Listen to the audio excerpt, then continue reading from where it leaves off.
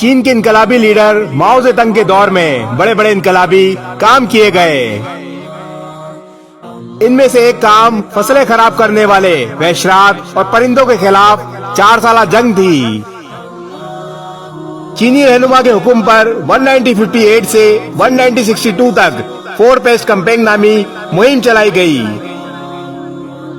اس مہم کا مقصد مچھروں، مکھیوں، چوہوں اور چڑیوں کو اپنے ملک سے ختم کر دینا تھا۔ چینی حکام کا خیال تھا یہ جاندار چاولوں اور دیگر فصلوں کو نقصان پہنچا رہے ہیں، اس لیے ان کو ختم کر دیا جائے۔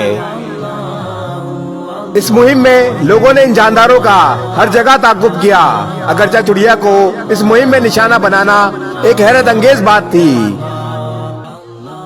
بدقسمتی سے اس پرندے کو تقریباً خاتمے کے قریب پہنچا دیا گیا۔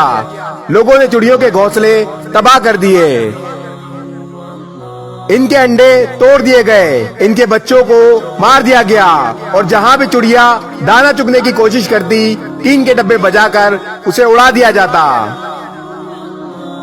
اس مہم سے پورے ملک میں چڑیوں کا نام و نشان ختم ہو گیا، لیکن اس کا نتیجہ یہ نکلا کہ چین پر قحط سالی کا آغاز ہو گیا۔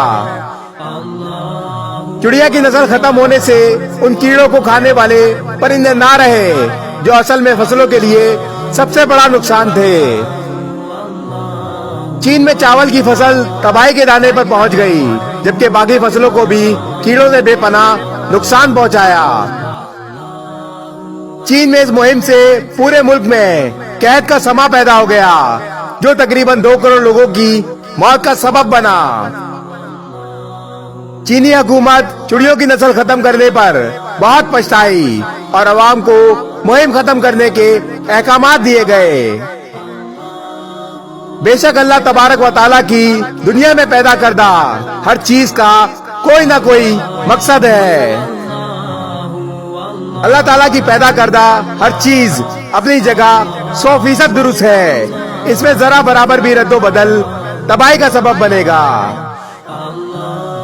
اس دنیا میں موجود اللہ تعالیٰ کی پیدا کردہ تمام چیزیں، ہوا، پانی، گرمی، سردی، غرض، ہر شے انسان کے فائدے کے لیے ہے۔ بے شک اللہ وہ جانتا ہے جو تم نہیں جانتے۔ اس ویڈیو کو شیئر ضرور کریں، ہو سکتا ہے آپ کے ایک شیئر سے یہ بات کسی کے دل میں اتر جائے۔